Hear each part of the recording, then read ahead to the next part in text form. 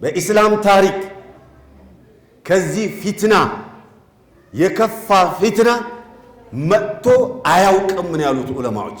ከዚህ የከፋ ፊትና ከዚህ የከፋ بمعنى ሌሎቹን ፊረቆች ሌሎችን ቡድኖች ያያቻቸው እንደሆነ በሺዎች የሚቆጠሩ ቡድኖች አልፈዋል።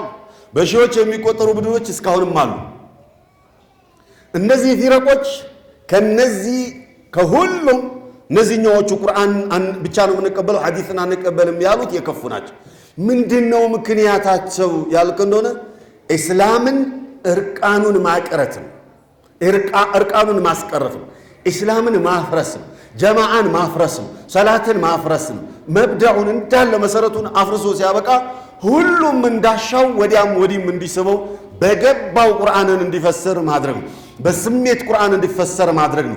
ነብዩ ሰለላሁ ዐለይሂ ወሰለም ከልባችን ምንጭቅ አድርጎ አውጥቶ መጣል፣ ከአእምሮአችን ምንጭቅ አድርጎ መጣልና ጭራሽ እሳቸውን መከተል የሚባል ነገር እንዳይኖር ማድረግ ነው።